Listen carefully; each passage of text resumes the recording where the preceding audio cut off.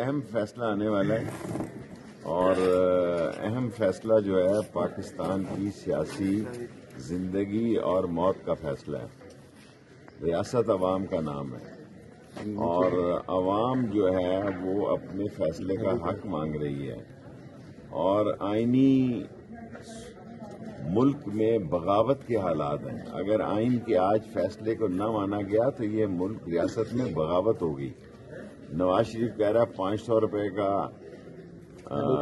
جو ہے وہ ڈالر ہو جائے گا اور بلاول کہہ رہا ہے مارشاء اللہ لگ جائے گا، ایمرجنسی آ جائے گی، اور شہباز کہہ رہا ہے کہ 3 ججز کا فیصلہ قبول نہیں ہے۔ تو پھر توہین عدالت کا رڈار بھی یہیں پہ ہے اور توہین عدالت میں پھر شہباز تیسرا جج ہوگا جو جائے گا۔ کیس کیا ہے؟ کیس یہ ہے کہ الیکشن 90 دن کے اندر ہونے چاہیے۔ اس ملک میں کوئی قانون جس نے ایک دن قانون پڑھا ہو یا 100 سال کا قانون پڑھا ہو وہ یہ بتائے کہ آئین بالکل واضح ہے کہ 90 دن میں الیکشن ہو، اور یہ عدلیہ سے ٹکراؤ لے رہے ہیں، عدلیہ کو تقسیم کر رہے ہیں، یہ ان کی عادت ہے۔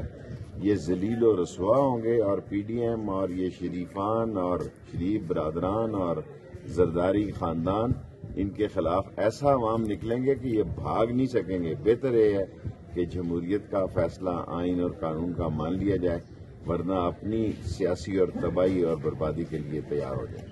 اچھا شیخ صاحب، آج رجسٹرار صاحب کو سنا ہے کوئی اس کے خلاف بہت اچھا سوال کیا۔ سپریم کورٹ کے چیف جسٹس کے پاس یہ حق ہے کہ اس نے بینچ کون سا بنانا ہے، اس نے رجسٹرار کس کو لگانا ہے، اس نے سو موٹو لینا ہے۔ یہ میڈیا میں لوگوں کو حکومت نے پہلے رات 8 بجے شہباز شریف صاحب نے میٹنگ بلائی، پھر رات کہیں 2 بجے بھی بلائی، اور کھیڑا پہاڑ نکلا، چوہا نکالا کیا آپ نے؟ اس میں سے خاک نکالی ہے۔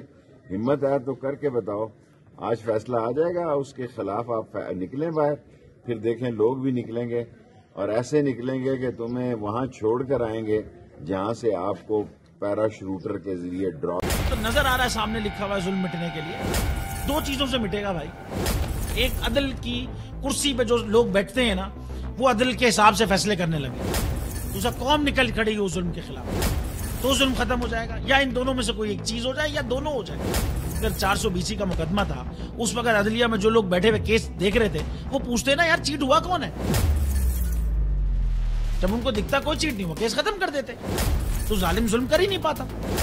9 ججز نے نوٹ بیفور کیا میرے کیس کو، یار 1.5 سال چلا۔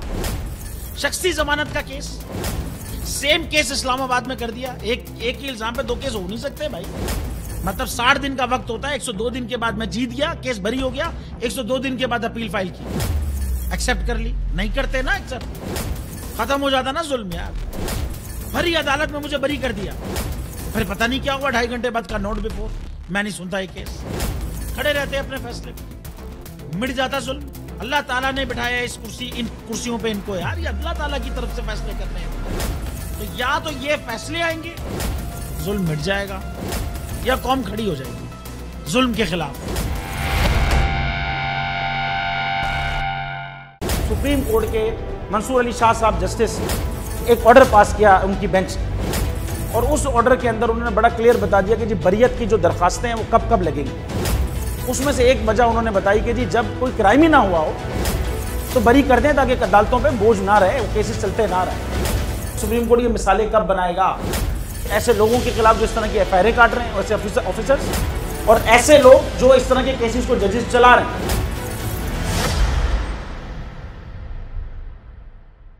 رحمت کا مہینہ آ گیا ہے، بخشش کا سفینہ آ گیا ہے، ہوگی ملاقات علماء دین سے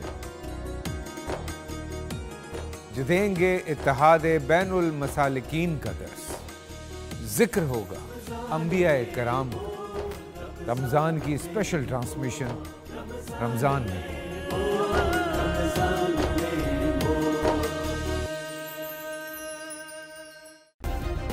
سبسکرائب کریں اور بیل دبائیں تاکہ کوئی خبر رہ نہ جائے۔